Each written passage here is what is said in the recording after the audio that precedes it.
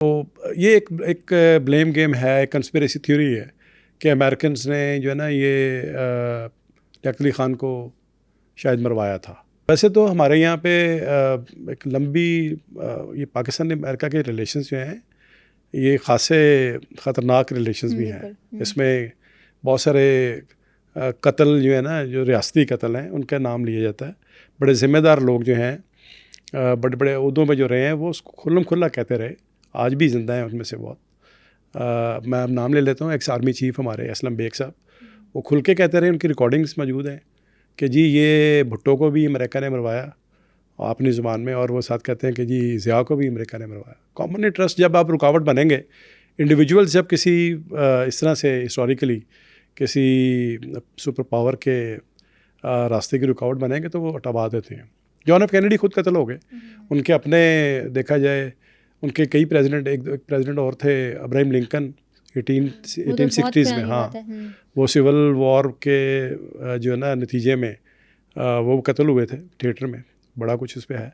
तो ये होते हैं, ये स्टेट अफेयर्स के जो मामला होते हैं ये सारे ब्लडी होते हैं।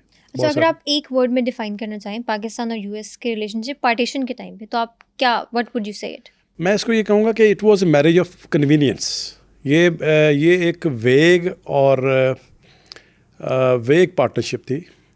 इसके अंदर विजुअल थिंकिंग ज़्यादा थी।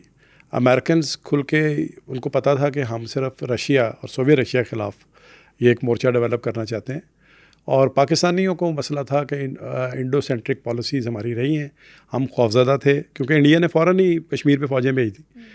14 अगस्त को पाकिस्तान बन रहा है, तो 26-27 अक्टूबर की रात को 2.5 महीने बाद ही फ़ौजें भेज दी। और वो जो हमारे जनरल्स थे आर्मी जो के चीफ़ भी थे, जो एक्टिंग चीफ़ भी थे, जनरल ग्रेसी, वो कायदे-ए-आज़म का हुक्म नहीं मान रहे थे। क्यों? वो कह रहे थे जी हम एक ही फ़ौज का हिस्सा हैं, हम क्यों लड़ें आपस में। जनरल ग्रेसी ने रिफ्यूज़ किया, लिखे हुए हुक्म पे कायदे-ए-आज़म के जनरल ग्रेसी ने कहा जी हम तो इकट्ठे लड़ते रहे। सामने आपको पता है लॉर्ड माउंटबेटन थे सामने, और उस वक्त पाकिस्तान का स्टेटस भी डोमिनियन का था बेसिकली। वो स्टेट के लेवल पे कॉन्स्टिट्यूशन अपना नहीं बनाया था ना, इसलिए हम लोग स्टेट नहीं थे। तो पॉइंट ये कि पाकिस्तान इनसिक्योर था, पाकिस्तान को इकनॉमिकली भी पैसे नहीं दे रहे थे इंडियंस, ठीक है ना, और उनकी जो एक वॉर मुसल्लत कर दी 47 में ही। और फिर पाकिस्तानी विजुअल थिंकिंग में चल रहे थे, नया वर्ल्ड ऑर्डर था कि शायद यूएन बनी है तो उस पर बड़े हम बहुत ज़्यादा डिपेंड कर रहे थे, रिलाई कर रहे थे। ऐसा नहीं हुआ कि 47 के बाद हमारे कोई दिफाई मुआहदे हो गए और हम आपस में बहुत थोड़ी सी मीगर सी 2 बिलियन कहते हैं कि मांगे थे कायदे-ए-आज़म ने, और उसमें से कुछ मिलियन ही आए थे, और कुछ थोड़ी सी गंदम की शुरू में 40s में ना गंदम की थोड़ी सी सप्लाई आई थी बस पाकिस्तान, लंबी चौड़ी।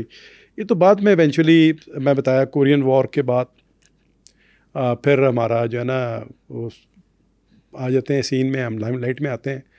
तो हमारा जो था ना, जब आप स्टेट्स पार्टनर बनती हैं ना तो कन्वर्जेंस होती है, हम वर्ड यूज़ करते हैं कन्वर्जेंस, उर्दू में पता नहीं क्या कहेंगे, यानी मफादात का किसी जगह पे जुड़ना दो का। तो हमारी कन्वर्जेंस थी, लेकिन ये एक ऐसी कन्वर्जेंस थी जो कि वेग थी। परसेप्शंस का डिफरेंस था, बहुत ज़्यादा गैप था बहुत। यूएस और पाकिस्तान? हाँ, यूएस समझ रहा था कि मैं सिर्फ सोवियत रशिया को रोकने के लिए एग्रीमेंट कर रहा हूँ। वो एग्रीमेंट की तफसीलात भी उतनी क्लियर कट नहीं है उस तरह से, जो उसकी शिकें हैं ना, तो वो बड़ी लूज सी थी और विजुअल थिंकिंग ज़्यादा थी। तो उनको था कि भाई हम दे रहे हैं इतना कुछ, इतनी बहुत पैसा उन्होंने और बड़ा मदद की पाकिस्तान की।